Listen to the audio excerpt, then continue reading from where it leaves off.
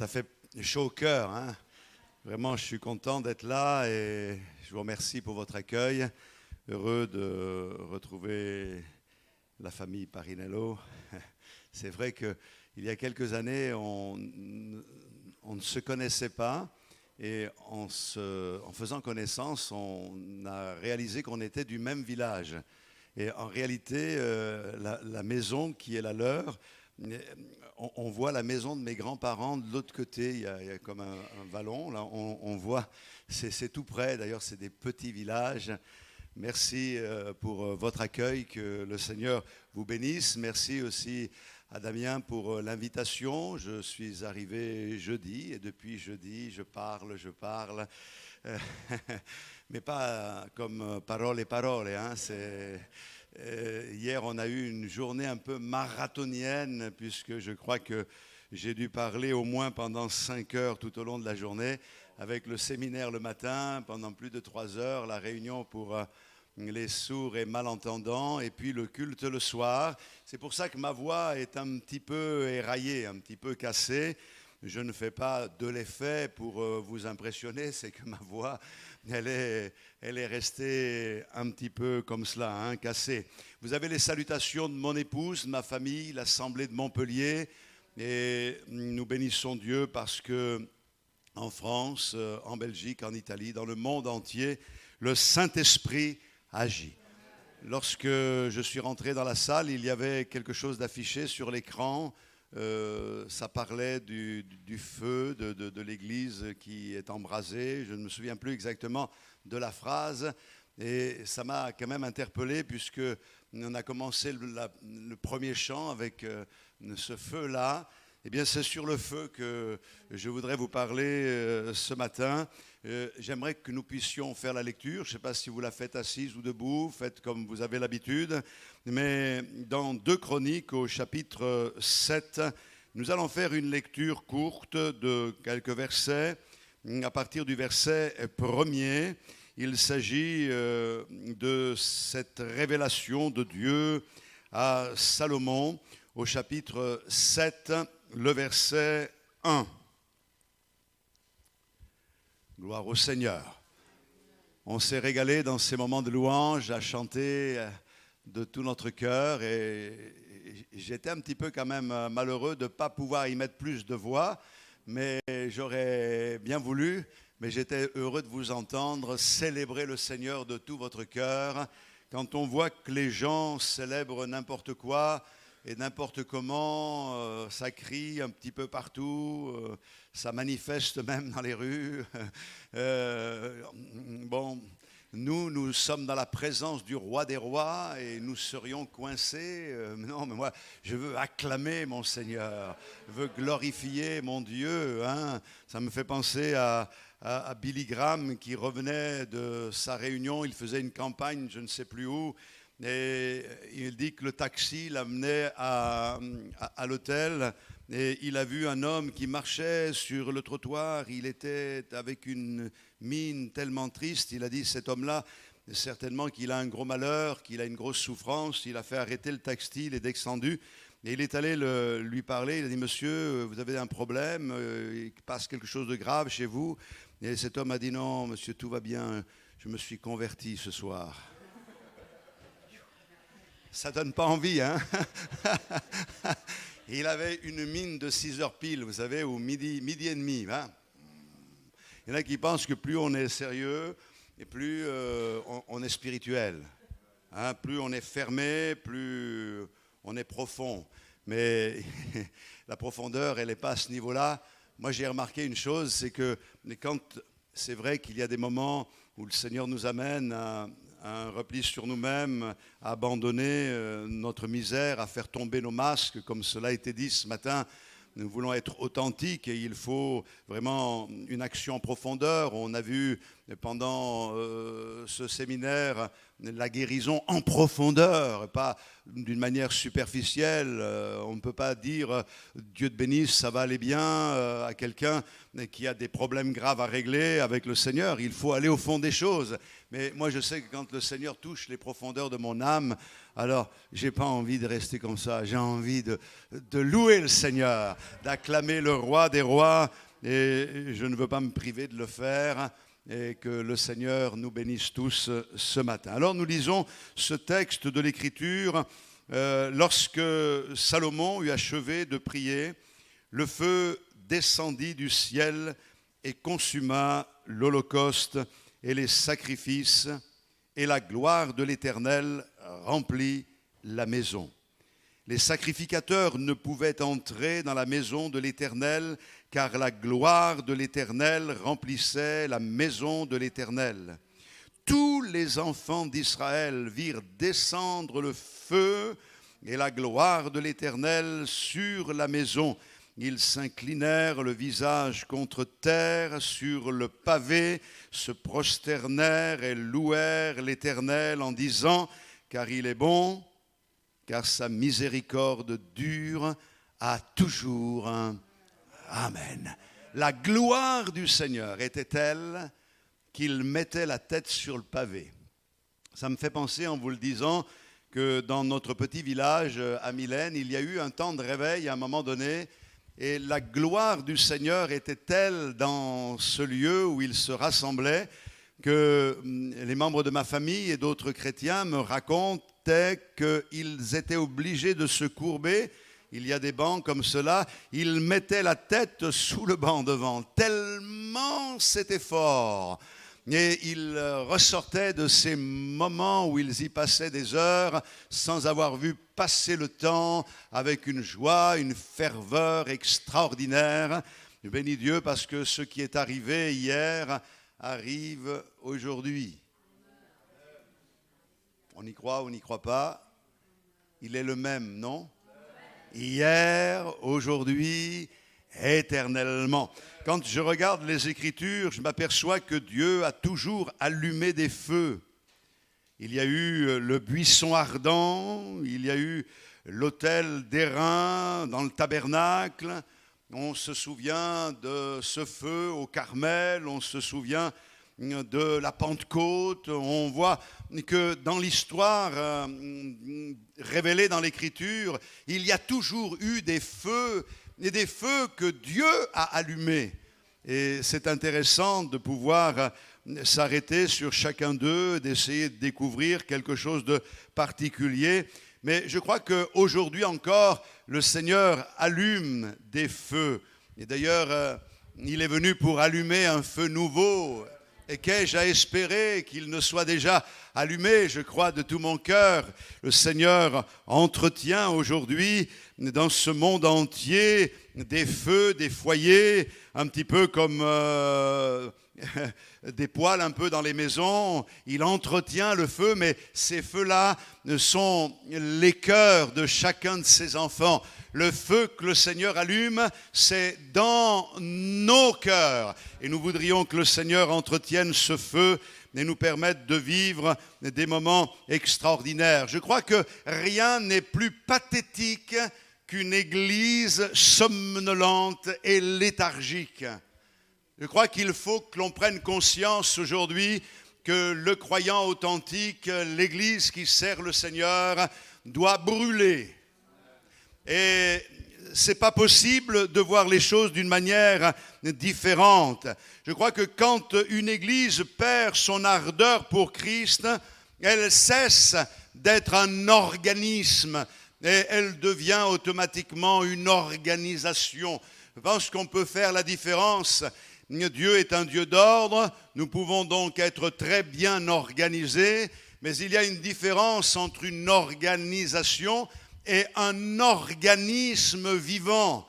Nos êtres sont des organismes vivants. Et normalement, quand la cervelle fonctionne bien, eh bien, tout va bien. C'est-à-dire que, imaginons que la cervelle n'aille pas bien, automatiquement les gestes, le comportement ne va pas bien.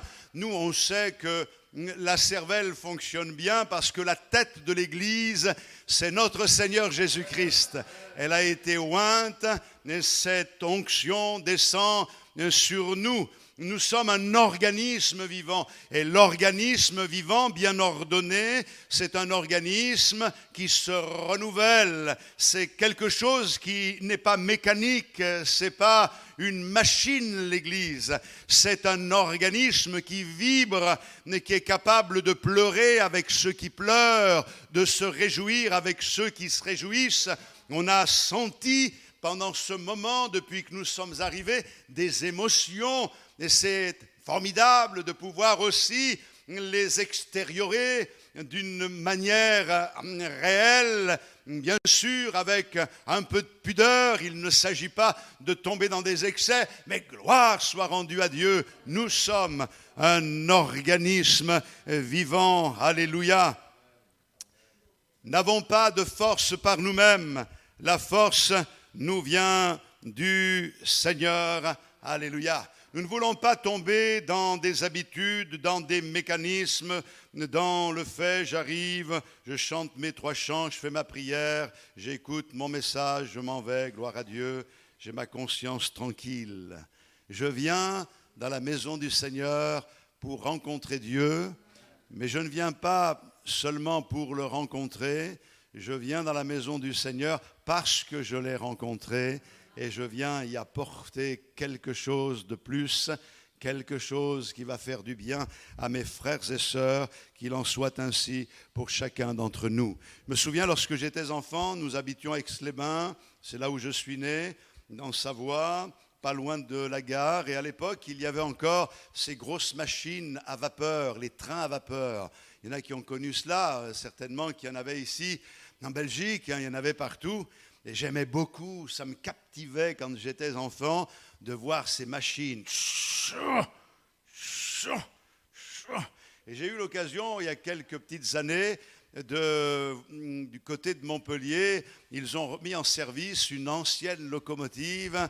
Et nous sommes allés avec les aînés de l'église et un frère ancien cheminot a demandé au conducteur de la locomotive si lui et moi-même nous pouvions être avec lui là devant. Alors c'était une joie, il a accepté, nous sommes allés et il faut que cette locomotive elle monte une pente et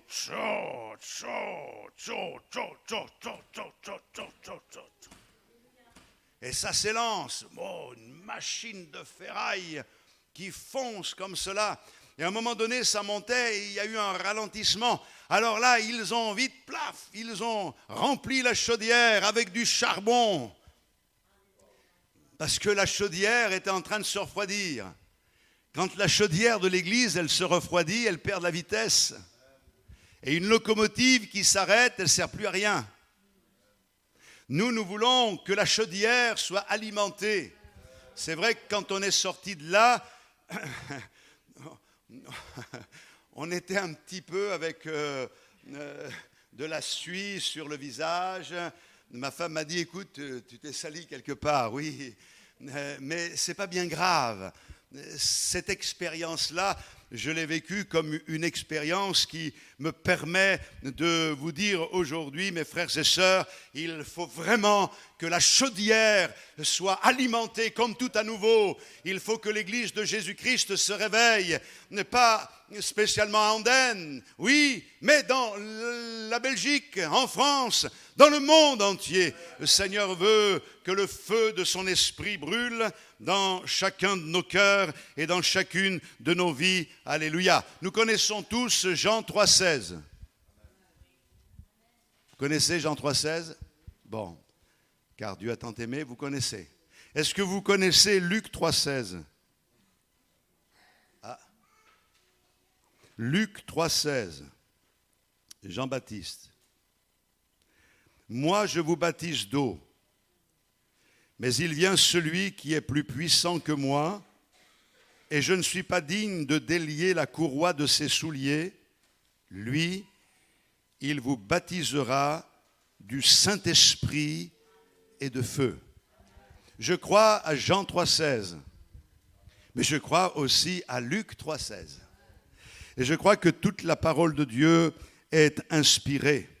Il ne faudrait pas que le monde se dirige vers le feu de l'enfer, tout simplement parce que l'Église a perdu le feu du Saint-Esprit.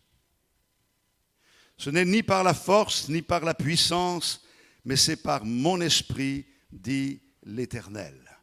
Quand nous regardons les Écritures, nous apercevons que de Malachie à Matthieu, il y a 4 siècles d'obscurité où on n'a aucune lumière prophétique. Je ne veux pas dire que Dieu n'a pas agi dans ces 400 ans, mais il y a un silence de 4 siècles.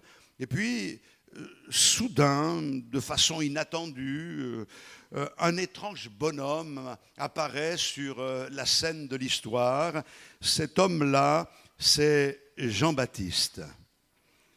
Il est venu et son ministère a consisté à dégager le ciel qui s'était assombri pour que la lumière, celle qui avait été promise, puisse luire. Non, les ténèbres ne régneront pas à toujours sur la terre. Voici la lumière, c'est ce soleil de justice qui s'est levé sur nous. Il est venu pour préparer le chemin. Il était lui-même une lumière qui a commencé à éclairer, à réchauffer aussi les cœurs. Et Jésus dira de lui que aucun homme n'est comparable à Jean-Baptiste, ni même Jérémie, ni même Ésaïe. Il apparaît dans le désert, la Bible nous dit. Ce n'est pas seulement le désert de sable ou de rocailles, c'était surtout, je crois, à l'époque, un désert plus que physique, un désert moral, un désert spirituel. Il y avait un désert religieux, politique. C'était vraiment un désert. Et c'est à ce moment-là que cet homme apparaît. Il est dans le désert. C'est pas l'endroit peut-être idéal, mais je me souviens de cette parole du Seigneur dans Osée. Je l'ai conduit au désert afin de parler à son cœur. C'est là que cet homme a été formé dans la présence du Seigneur. Je ne sais pas combien de temps il est resté dans le désert exactement, mais je me souviens d'un autre homme qui a été amené dans le désert, c'est Moïse. Lui, il y est resté pendant 40 ans. Et pendant tout ce temps, ils ont été là, préparés par Dieu, façonnés par Dieu. Et quand ils sortent du désert, alors ils sont imbibés de la rosée de Dieu. Ils communiquent quelque chose de magnifique, quelque chose de grand, quelque chose qui percute les cœurs. Il y a quelque chose de grand qui se passe. Vous allez me dire, mais où est-ce qu'il veut en venir, le frère ? Eh bien, il y a quelque temps de cela, il y a un personnage qui m'a téléphoné. Il m'a téléphoné d'Afrique parce qu'il devait venir, il voulait venir sur Montpellier. Et cet homme-là me dit, je suis apôtre. Alors moi, quand on me dit ça, ça me fait un petit peu bizarre. Je lui ai dit, vous êtes apôtre, ça veut dire que vous avez ouvert des œuvres, vous avez donc gagné des âmes au Seigneur, implanté des églises. Il dit non, pas encore. Ah. Je dis, mais vous avez quel âge, frère ? Il me dit 19 ans. Et on est face à un véritable problème aujourd'hui. Et je pense que la situation veut que le découragement gagne les personnes parce que le temps est notre ennemi, dans le sens que il y en a qui font 6 mois d'école biblique et ils en sortent, ils sont prophètes, ils sont apôtres. Ils impressionnent tout le monde, mais personnellement, ils ne m'impressionnent pas. Parce que pour devenir des hommes de Dieu, il faut du temps. Et Dieu prend du temps. Tu peux brûler aujourd'hui, mais Laisse le Seigneur te faire mijoter. Laisse-le t'amener à des expériences fortes avec lui. La formation, et surtout dans le service de Dieu, la formation pastorale, c'est pas j'apprends à prêcher et je prêche, c'est je vis une relation avec le Seigneur et il parle à mon cœur, il construit quelque chose dans ma vie, quelque chose que je peux transmettre, quelque chose que je peux communiquer. Et je ne peux communiquer, donner que ce que j'ai reçu. Je vis l'expérience extraordinaire que le Seigneur promet, c'est ce que nous devons vivre les uns les autres. Quand je dis je vis, je me mets à la place de chacun d'entre nous, à savoir des fleuves d'eau vive jailliront de son sein jusque dans la vie éternelle. Et comme j'expliquais ces jours-ci, pour que les sources jaillissent, il faut que les nappes phréatiques soient vraiment engorgées d'eau. Si les nappes phréatiques ne sont pas engorgées d'eau, alors ça ne peut pas marcher. Et comment les nappes phréatiques peuvent-elles être engorgées d'eau? Eh bien, il faut qu'il pleuve, une pluie fine qui pénètre l'âme, qui pénètre les profondeurs du cœur. Nous, on veut des pluies abondantes, comme on trouve dans le Midi en ce moment. Mais quelquefois, il pleut à Montpellier des seaux d'eau, il y a des inondations partout. Mais ça ne remplit pas les nappes phréatiques. Ça coule, ça roule tellement vite que ça va directement dans la mer. On aime ces moments de visitation où Dieu nous permet de vivre quelque chose de grand, de fort, d'extraordinaire, d'exceptionnel. Mais ça fait partie de la vie chrétienne, mais ce n'est qu'une petite partie de la vie chrétienne. Il faut plus que ça chaque jour. J'ai besoin de me tenir devant le Seigneur pour qu'il me façonne, pour qu'il me modèle, pour qu'il fasse de moi un homme de Dieu, un serviteur efficace. Je crois que le temps passé seul avec Dieu, c'est ce temps-là qui est déterminant. Vous ne pouvez pas le remplacer, rien ne peut le substituer. Mes frères et sœurs, vous pourrez faire ce que vous voulez. Et le problème, pour substituer ce temps qui n'a pas été pris avec le Seigneur, la seule chose, c'est de porter des masques. Eh oui, on est habile pour porter des masques. On paraît ce que l'on n'est pas. Dieu veut la vérité dans nos cœurs. On n'est pas là pour faire semblant, on n'est pas là pour jouer la comédie. Il y en a qui parlent de la comédie de cette manière-là. Ils disent même que Jésus, sur la croix du Calvaire, n'a pas pu souffrir vraiment parce qu'il était Dieu. Il a simplement montré, fait semblant. Mais je ne crois pas du tout à ces choses-là. Le Seigneur a souffert, comme personne n'a souffert. Et plus que les souffrance physique, il a connu la souffrance spirituelle d'avoir été cassé dans la communion avec son Père par amour pour nous. Eli, Eli, lama sabachthani, mon Dieu, pourquoi m'as-tu abandonné? Par amour pour nous. Jésus ne joue pas la comédie, et si lui ne joue pas la comédie, nous ne sommes pas des comédiens.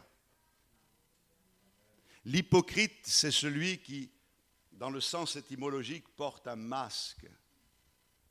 Ce masque, il le porte pour devenir un autre personnage. Je ne sais pas, à l'époque, il y avait des masques, et quand on mettait ces masques, même enfant, le son de notre voix était changé. On met ce masque personnal, pour donner un son, un autre son. Mais nous, chrétiens, on n'a pas de masque à porter. On doit être authentique. Et le temps que l'on passe avec Dieu ne peut pas être remplacé. C'est là, au pied du Seigneur, que l'on devient ce que le Seigneur veut que nous soyons. C'est là qu'il nous prépare à accomplir les œuvres pour lesquelles nous sommes destinés. On ne peut pas sauter les classes. Il faut partir du point de départ et il faut aller jusqu'à l'arrivée avec persévérance. Je crois que Jean-Baptiste est un exemple. Il vivait dans le désert Et moi, je me suis imaginé, il vivait comme un sauvage, il avait des vêtements de poils de chameau, il mangeait des sauterelles. Maintenant, c'est à la mode, les sauterelles. C'est craquant sous la dent. Enfin, il faut pouvoir quand même. Mais c'est vrai qu'il semblerait que c'était une façon de manger pour lui, de se renouveler avec du miel. Mais ce n'est pas ça qui m'intéresse. C'est vraiment de réaliser que lui, il n'avait pas de modèle. Non. Par exemple, Élie a été un modèle pour Élisée. On voit dans la parole de Dieu que Moïse a été un modèle pour Josué, que l'apôtre Paul a été un modèle pour Timothée, mais lui, il n'avait pas de modèle. Ce qu'il a puisé, il l'a puisé dans la présence du Seigneur.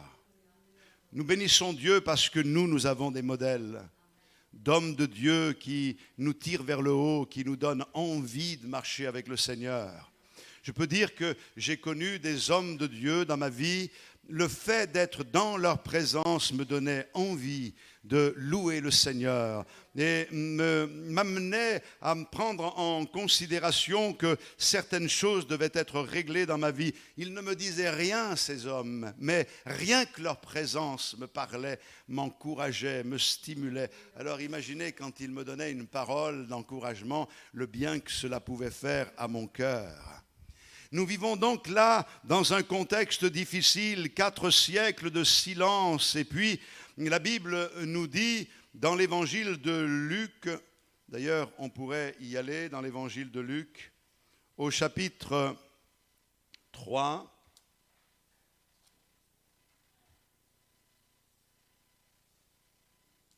Luc chapitre 3, verset 2. Et du temps du souverain sacrificateur Anne et Caïphe, la parole de Dieu fut adressée à Jean, fils de Zacharie, dans le désert. Pour moi, il y a quelque chose qui ne va pas ici, mais je ne vais pas épiloguer. C'était les souverains sacrificateurs, Anne et Caïphe. Il y en avait 2, alors que normalement, il devrait y en avoir qu'un. Pourquoi je vous dis ça? Parce que non seulement ça fait 4 siècles que il n'y a pas de révélation comme il aurait dû y en avoir, mais on voit ici qu'il y a un désordre même au niveau doctrinal, d'attachement à la parole de Dieu, des règles qui ont été établies par le Seigneur. Et là, lui, dans le désert, il reçoit la parole de Dieu et il commence à parcourir les contrées qui environnaient le Jourdain. Il prêche le baptême de repentance pour la rémission des péchés. C'est ce que nous avons vu, c'est ce que nous voyons aussi dans ce chapitre 3. Et ce n'est pas une mince affaire de prêcher la repentance. Aujourd'hui, il y en a beaucoup qui ont du mal à prêcher la repentance. On n'aime pas trop prêcher la repentance. Mais comme je soulignais, on a même des Bibles où on a enlevé le mot repentance parce que ça heurte les sensibilités. Alors, je ne sais pas si je vais heurter quelqu'un aujourd'hui, mais je voudrais vous dire que si tu ne passes pas par la repentance, tu ne peux pas être sauvé. Le seul moyen pour être sauvé, c'est la repentance. Et la repentance, ce n'est pas simplement de prendre conscience qu'on a mal fait, qu'on a mal agi. Judas aussi a réalisé avec tristesse qu'il avait mal agi et il est allé se pendre. La repentance nous amène à la parole de Dieu. Et c'est ce que Pierre a expérimenté. Il avait une parole que le Seigneur lui avait laissée, il l'avait gardée dans son cœur. Il s'est souvenu de cette parole, il s'est souvenu de ce que le Seigneur lui avait dit. Et quand il a croisé le regard du Seigneur, quelque chose s'est produit dans son cœur. Oui, il était attristé, mais il est revenu au Seigneur de tout son cœur. Je crois qu'il est important que la tristesse de nos péchés nous amène à la parole de Dieu pour pouvoir découvrir le visage de notre Seigneur et comprendre qui il est vraiment, d'avoir la révélation du Fils de Dieu. Sans cette révélation, nous ne pouvons pas avancer. Nous devenons des religieux, de parfaits religieux. Je n'ai pas besoin de devenir un religieux. Ce que je veux, c'est être un homme de Dieu. Dieu veut faire de toi un homme, une femme de Dieu.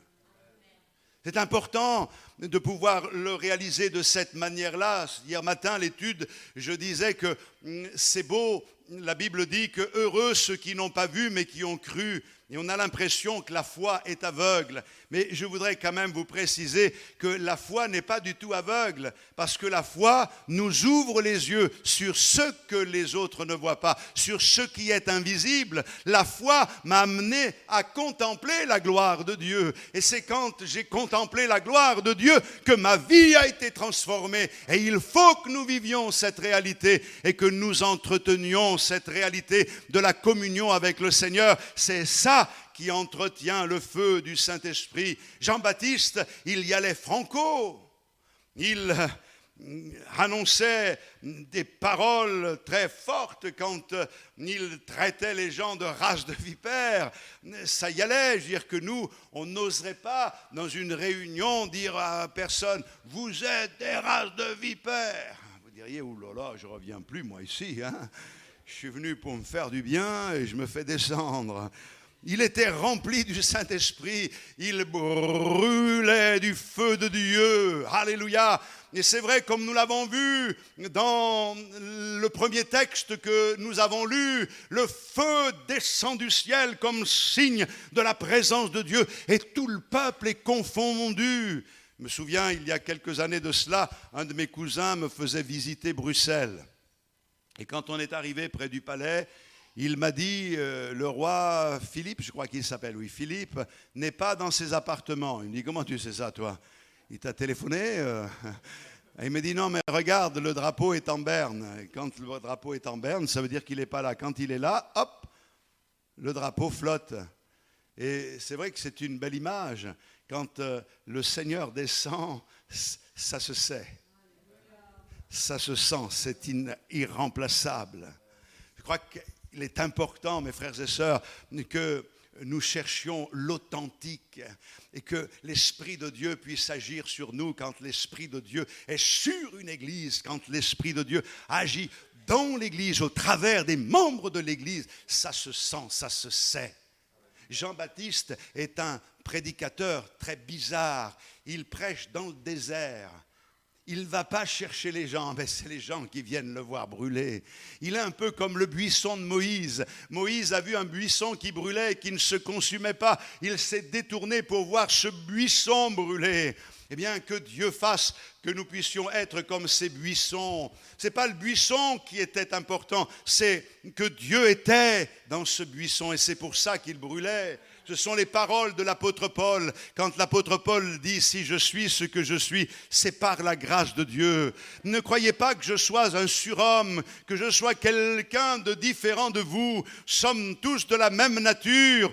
C'est en quelque sorte ce que Paul dit, ce que je suis, vous pouvez l'être aussi. Si je le suis, c'est par la grâce de Dieu. Ce n'est pas moi, je suis un buisson, un simple buisson. Et toi, tu peux vivre exactement la même expérience. À partir du moment où le feu du Seigneur vient sur toi, tu brûleras.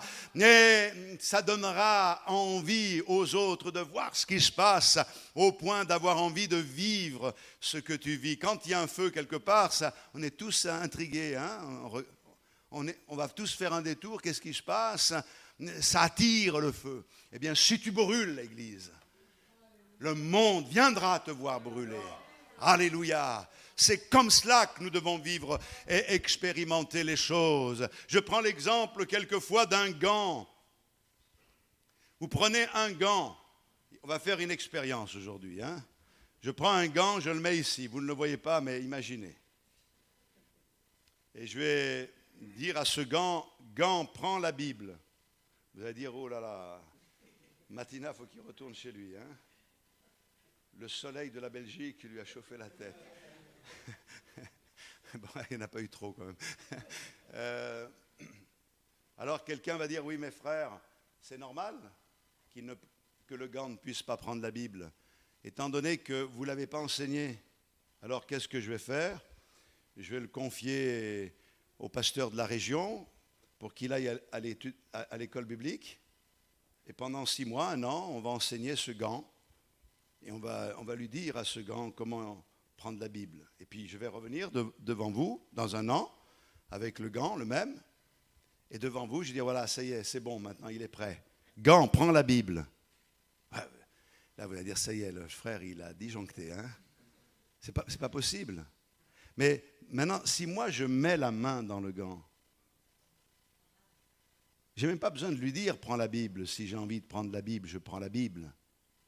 Je peux faire des tas de choses. Le gant, il peut être en cuir, en laine, il peut être noir, ou il peut être blanc, ou il peut être rouge.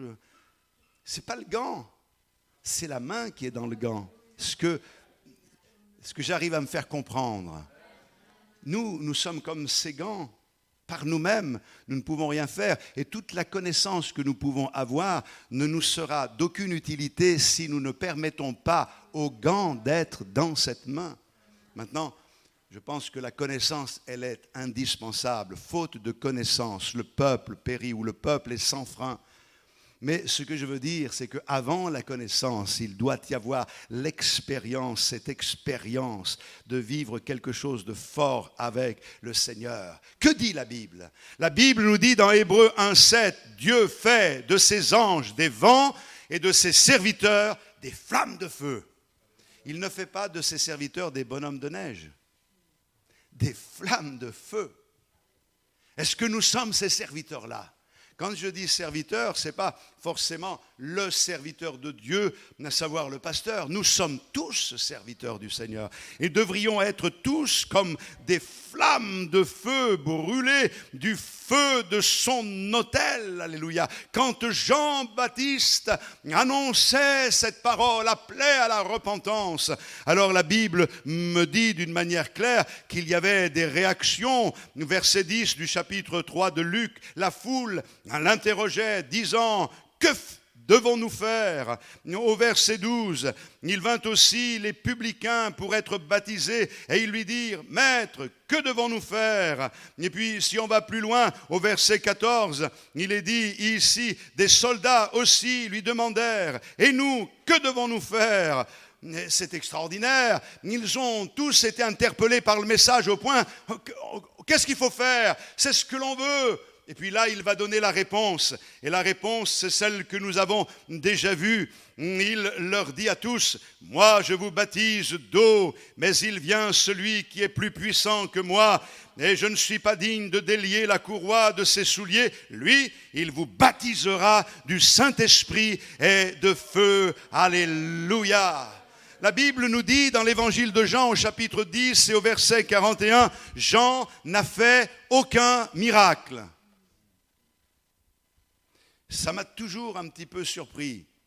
C'est vrai qu'on ne trouve pas Jean déboucher les oreilles des sourds, ouvrir les yeux des aveugles, guérir les jambes ou les bras des handicapés, des paralytiques, ressusciter des morts. Non, il a fait juste un petit miracle. Il a simplement ressuscité une nation qui était morte. C'est quoi le plus important ? Que Dieu nous donne le feu pour amener le réveil dans les consciences. Nous voulons voir des miracles. Je veux voir le boiteux marcher, je veux voir l'aveugle ouvrir les yeux, mais ça ne suffit pas, mes frères et sœurs. Je connais quelqu'un que l'on a visité, il avait une tumeur à la tête et il devait mourir dans les 2 ou 3 mois. C'était un jeune homme, la chimio avait commencé à faire son œuvre, il n'a plus de cheveux, il ne pouvait plus supporter les enfants. Nous sommes allés avec un autre pasteur et nous avons prié pour lui. Il a dit, lorsque le Seigneur m'aura béni, je viendrai, je suivrai, je viendrai chez vous, je louerai le Seigneur avec vous. Là, je ne peux pas, mais si le Seigneur fait une œuvre, on a prié pour lui et il a été guéri de sa tumeur à la tête. Mais on ne l'a pas vu venir. Et au bout d'un certain temps, on est allé le voir et on lui a dit, mais écoutez, j'ai plus besoin de vous. Voyez-vous, l'intention de cet homme n'était pas de venir au Seigneur, c'était que ce Seigneur le guérisse de sa tumeur et qu'il puisse continuer à vivre. Donc il a repris son travail qu'il ne pouvait plus faire. Il avait ouvert une chaîne de restaurants en Espagne, il est reparti en Espagne. Quelques années après, il est mort tragiquement. Je dis tragiquement. Il n'est pas mort de la tumeur, mais il est mort quand même. Il est passé à côté de la bénédiction de Dieu. Nous croyons, Seigneur, fais des miracles et ça va réveiller les consciences. Moi, je crois qu'il est un feu qui réveille les consciences avant même que les miracles ne se produisent. Ce ne sont pas les miracles qui amènent les âmes au Seigneur, c'est la puissance du feu, du Saint-Esprit. Et si toi, tu brûles, mon frère et ma sœur, alors le monde viendra te voir brûler. Permettez-moi une petite anecdote. Pendant le règne d'Oliver Cromwell, le gouverneur britannique, ou le gouvernement plutôt britannique, a commencé à manquer d'argent pour fabriquer des pièces. Il faut de l'argent pour fabriquer des pièces. Et c'était à l'époque donc que Lord Cromwell a envoyé ses hommes, les militaires, pour enquêter, pour voir où on pouvait trouver de l'argent afin de pouvoir fabriquer des pièces. Et ils sont revenus en faisant un rapport très simple. Ils ont dit ceci: l'argent que nous avons trouvé est dans les statues des saints de la cathédrale. Ça veut dire que dans la cathédrale, il y avait des statues en argent, et ils ont dit, l'argent est dans les statues des saints de la cathédrale. Et ça, c'est historique, pour que les soldats n'aient plus d'état d'âme. Cet homme d'État anglais a répondu cela: eh bien, nous allons fondre les saints et les mettre en circulation. Et j'ai trouvé ça vraiment extraordinaire. Je crois, mes frères et sœurs, qu'il faut fondre les saints et les mettre en circulation. Parce que certains se sont tellement figés avec le temps qu'ils sont devenus comme des monuments. Mais nous ne sommes pas un monument, nous sommes un mouvement. Nous ne sommes pas des statues figées, nous devons être mis en circulation. Et cet argent a été mis en circulation. Il est passé de la main à une autre main, d'une autre main à une autre main. Bien sûr, c'est une simple comparaison, mais que Dieu fasse, mes frères et sœurs, que nous puissions être utiles au Seigneur pour que nous puissions passer d'une main à l'autre en révélant la richesse de notre Seigneur, en apportant l'enrichissement qui vient de notre Dieu. Alléluia! Oui, il faut passer au creuset. Je me souviens être venu dans cette assemblée, c'est vrai, je rentrais par la porte ici. Je me souviens même ce que je vous ai dit à cette époque-là. Quelle mémoire! Je ne me souviens pas toujours, mais là je m'en souviens. À un moment donné, je vous ai parlé de ce texte de l'Écriture, de Malachie 3.3. Il s'assiera, fondra et purifiera l'argent. Il purifiera les fils de Lévi. Il les épurera comme on épure l'or et l'argent. Et ils présenteront à l'Éternel des offrandes avec justice. J'ai parlé du creuset, de l'épreuve et de l'argent qui est sur le creuset. Je ne sais pas si vous vous en souvenez, mais peu importe, c'est quelque chose que vous pouvez trouver en faisant des recherches. Quand on demande au fondeur qui brûle, qui fait brûler cet argent, en réalité, ce n'est pas l'argent qu'il brûle. Les scories montent, l'argent est plus lourd, les impuretés, les scories montent et ça brûle à la surface. C'est l'épreuve, ce que le Seigneur permet dans nos vies a pour but de nous former, mais restons au contact de la flamme constamment de notre Seigneur. Et quand on demande au fondeur à quel moment faut-il arrêter l'action, il dit ceci: quand je me penche et que finalement je vois le reflet de mon visage, alors c'est que l'opération est terminée. Et moi je bénis Dieu parce que ce matin le Seigneur se penche. Il se penche sur chacun d'entre vous. Et qu'est-ce qu'il veut voir? Il veut voir le reflet de son visage. Mes frères et sœurs, c'est ce que le Seigneur veut. Il veut voir le reflet de son visage.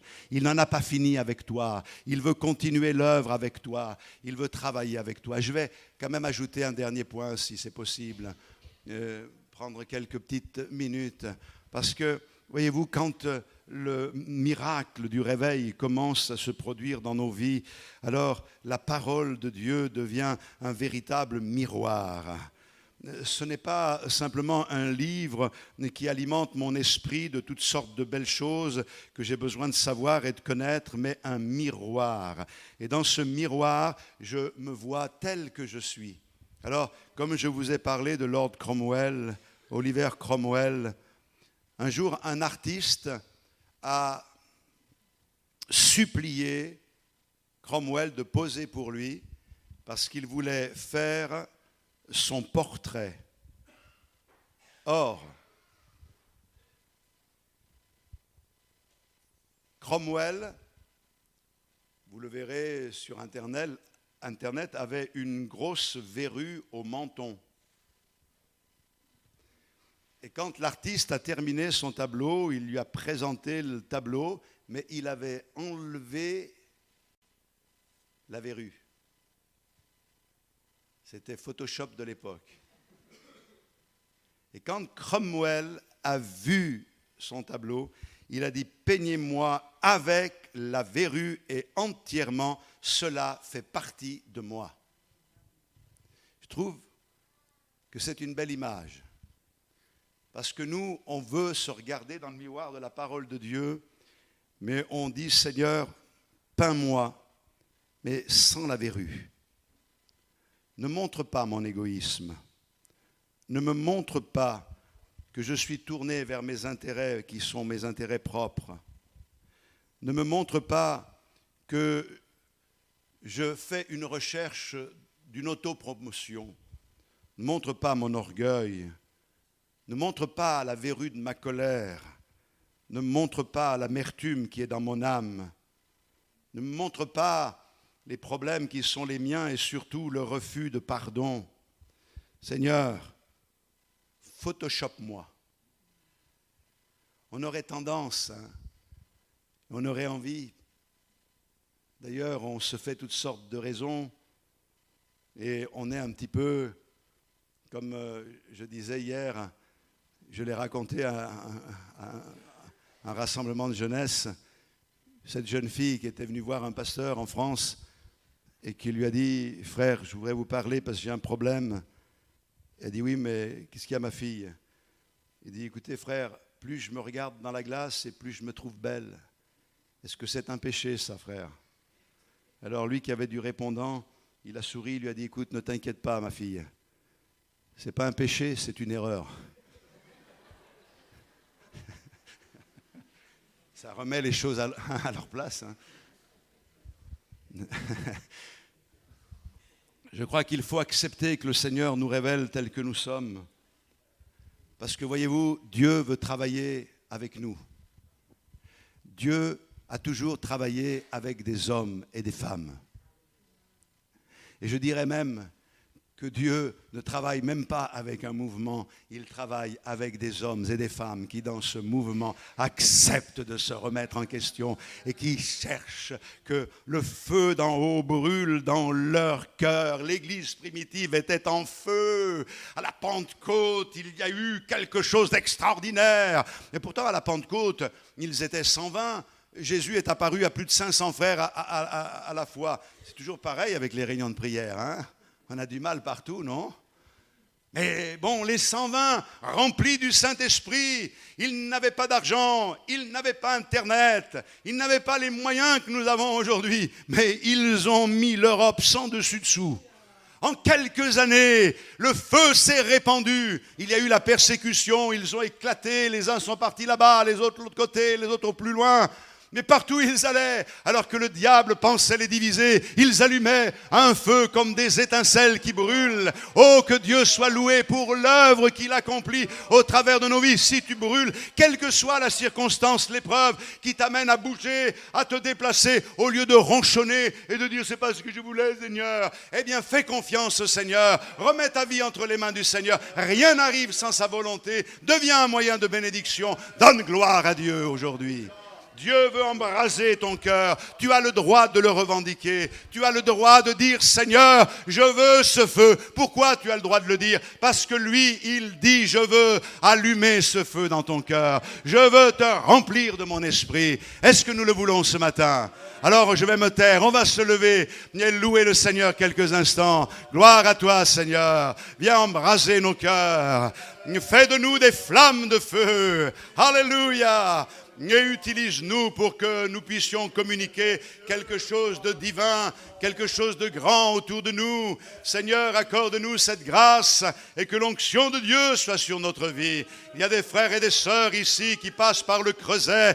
Aide-les à se maintenir, débarrasse-les de toutes les scories, les impuretés, et que ce travail puisse se faire de manière à ce que, comme comme l'argent entre tes mains, il puisse être utile pour enrichir ceux qui sont pauvres en esprit, ceux qui ne te connaissent pas et qui ont besoin d'entendre le message de l'Évangile. Bénis cette assemblée d'Andenne. Au nom de Jésus, embrase les cœurs. Bénis ton serviteur, ta servante, tous ceux qui l'épaulent dans cette mission et donne-leur de vivre des temps de réveil. Nous te le demandons au nom de Jésus. Et tous ensemble, nous sommes heureux de donner gloire à celui qui est vivant au siècle des siècles. Amen. Alléluia. Gloire à toi, Seigneur. Gloire à Dieu.